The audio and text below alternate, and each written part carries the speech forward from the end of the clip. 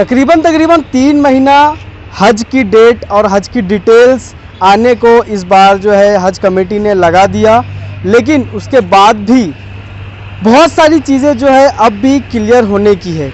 लेकिन अब तक जो है हज 2023 की 2 इंस्टॉलमेंट जो है सारे हाजियों ने जो हज पर जाने वाले हैं उन लोगों ने भर दिए। तीसरी इंस्टॉलमेंट का अमाउंट आ गया है। तीसरी इंस्टॉलमेंट का अमाउंट आने के बाद ये भी क्लियर हो गया है कि स्टेट में, शहरों में, अलग अलग जगहों पर हज का कितना चार्जेस एक हाजी द्वारा लिया जा रहा है। ये आने के बाद से एक मानो भौकाल सा मच गया है कि एक ही स्टेट में औरंगाबाद है, मुंबई है और नागपुर है, तकरीबन 62,000 का डिफरेंस बताया जा रहा है। साथ ही साथ बॉम्बे भी उसके अंदर इंक्लूड है। हमारे साथ जो है खादिमुल हुज्जाज कामटी की टीम है जो आज तहसीलदार को इस संबंध में लेटर देने आए थे। क्या है उनकी डिमांड, हमारे साथ है सानी सर। सर क्या बताना चाहेंगे कि किस तरह की डिमांड जो है आप लोगों ने इस बार की है? असल में क्या हुआ कि जो तीसरी इंस्टॉलमेंट का जब डिक्लेरेशन हुआ तो उसके साथ में उन्होंने सभी एम्बार्केशन पॉइंट से जितने खर्चे आ रहा है एक हाजी को उसकी भी तफसील दी। तो इन तफसीलात के पेश नज़र हमने ये देखा कि मुंबई जो नागपुर से सिर्फ 800 किलोमीटर के आसपास में, वहाँ पर एक हाजी को 3,04,000 रुपये का खर्च आ रहा है।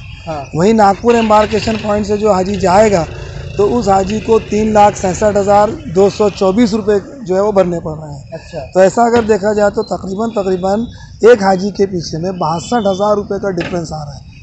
डिस्टेंस कितना है 800 किलोमीटर और डिफरेंस कितना है 62,000 का। तो ये हाजी के ऊपर में एक एक्स्ट्रा का बर्डन पड़ रहा है और सभी हाजी के अंदर में इसको लेकर के एक तरीके की यानी बेचैनी सी फैली हुई है। तो और हम लोग भी इस सिलसिले में परेशान है। मेरे खुद के भाई भी जा रहे हैं तो वो भी हम लोग भी सब परेशान है इसके अंदर में। तो इसी सिलसिले में हम लोग यहाँ पर एक मेमोरेंडम या डेपुटेशन जो है वो माननीय तहसीलदार साहब को देने के लिए आए थे और जिसके द्वारा हम ये रिक्वेस्ट कर रहे हैं हमारे माननीय प्रधानमंत्री जी, हमारी माननीय प्रेसिडेंट और हमारी माननीय जो अपना अल्पसंख्यक मंत्री श्रीमती स्मृति ईरानी जी और एविएशन मिनिस्टर श्री सिंधिया जी, इन सब के को हम ये एक रिक्वेस्ट दे रहे हैं कि भाई ये जो डिफरेंस है इस डिफरेंस को कुछ कम किया जाए ताकि हाजी जो कि अपनी पूरी ज़िंदगी भर की कमाई को, बहुत से तो जहाँ जैसे होते हैं जो एकदम middle class, lower middle class के होते हैं और वो पूरी ज़िंदगी भर की पूंजी जमा करके जाते हैं। अब इतना डिफरेंस आ रहा है 62,000 का। अगर किसी घर से 2 जा रहे हैं तो 2.25 लाख का तो डिफरेंस आ ही जा रहा है। तो ये पैसा बहुत माने रखता है। और अगर हम मुंबई से यहाँ से लोग जाएं तो थोड़ी परेशानी होती है। तो हम अपने इस लेटर के डेपुटेशन के माध्यम से इन तमाम लोगों से रिक्वेस्ट करने के लिए आए थे कि भाई इसके अंदर में कुछ किया जाए और रेट को थोड़ा सा कम किया जाए। तो क्या लगता है कि क्या वजह है कुछ अब तक ऐसा सामने आई कि जो इतना डिफरेंस 62,000 रुपये का एक ही स्टेट में लगाया गया? इसके पहले जैसे जो बातें थी तो वो है कि हर एयरपोर्ट के अंदर में जो एक्सपेंसेस होते हैं, जैसे एयरपोर्ट टैक्सेस हैं, फिर उसके अलावा चार्टर फ्लाइट्स होती हैं, तो उसमें भी थोड़ा सा किराए का डिफरेंस आता है। तो ये सब डिफरेंसेस हैं। लेकिन इसके पहले जो है वो सिर्फ 2,000-3,000 रुपये का डिफरेंस आता था। अच्छा। नागपुर का और बॉम्बे के बीच में 2 या 2,500 रुपये का डिफरेंस था। अच्छा। लेकिन इस बार इन्होंने एकदम से डाला और उसकी कोई एक क्लियर कट वजह अभी तक के बताई नहीं है। कोई सामने कोई भी ऐसी क्लियर कट वजह नहीं है कि भाई क्यों इतना रेट उन्होंने इंक्रीज़ किया है।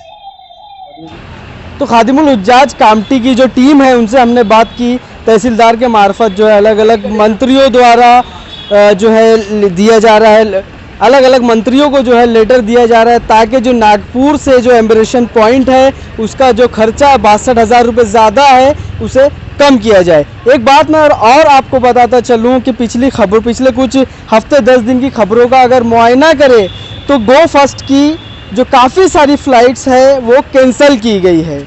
तो कहीं ना कहीं ये भी खबरें चल रही है कि गो फर्स्ट एयरलाइंस का जो है दिवालिया घोषित कर दिया गया है और नागपुर से जो टेंडर है वो गो फर्स्ट को ही दिया गया है। तो अगर दिवालिया घोषित एयरलाइंस का हो जा रहा है, ऐसी कंडीशन में उसी एयरलाइंस हाजियों की फ़्लाइट की जो जिम्मेदारी है वो दी गई है। कहीं ना कहीं इस एयरलाइंस का जो दिवालिया का जो खर्चा है, जो लॉस उस कंपनी को हो रहा है, कहीं ना कहीं ये हाजियों के पैसों से उसे कवर किया जा रहा है। ऐसी भी खबरें चल रही है कुछ पॉलिटिकल लोगों द्वारा। आज नागपुर में भी इसे लेकर युवक कांग्रेस ने धरना प्रदर्शन किया है कि हज कमेटी जो है सेंट्रल गवर्नमेंट को हज के माध्यम से पैसे कमाकर दे रही है। तो कहीं ना कहीं हज के माध्यम से एक लूट जो है सरकारों ने मचा रखी है। आप क्या सोचते हैं, जरूर हमें कमेंट बॉक्स में बताइएगा।